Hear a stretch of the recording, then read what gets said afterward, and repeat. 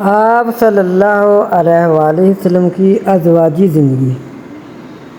آپ صلی اللہ علیہ وسلم کی دیانت، امانت، خوش اخلاقی، پاک بازی، شرافت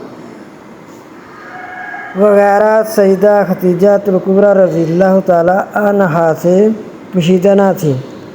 اگرچہ مکہ کے شرفاء اور امراء میں سے ہر ایک سیدہ خدیجہ کبریٰ رضی اللہ تعالیٰ عنہا سے نکاح کا آرزومند تھا، مگر انہوں نے خود نفیسہ نامی عورت کے ذریعے اور یہ روایت دیگر عاتکہ بن عبد المطلب کے ذریعے رسول خدا صلی اللہ علیہ وسلم کی خدمت میں شادی کا پیغام بھیجا۔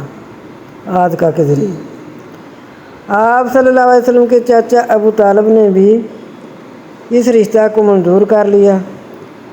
ایک روایت میں آتا ہے جب کہ پیغام پہنچا حضور صلی اللہ علیہ وسلم کو تو آپ نے فرمایا کہ یہ ہمارے بڑوں کا حق ہے۔ تب وہ ابو طالب کے پاس گئے تو ابو طالب نے بھی منظور کر لیا۔ ابو طالب ہی نے خطبہ نکاح پڑھا اور اس مجلس نکاح میں عمر بن اسد اور ورقہ بن نوفل وغیرہ خدیجہ کبریٰ رضی اللہ تعالیٰ عنہا کے تمام قریبی رشتہ دار، اس طرح رسول خدا صلی اللہ علیہ وسلم کے رشتہ دار سب موجود تھے۔ نکاح کے وقت آپ صلی اللہ علیہ وسلم کی عمر 25 سال کی اور سیدہ خدیجہ کبریٰ رضی اللہ تعالیٰ عنہا کی عمر 40 سال کی تھی۔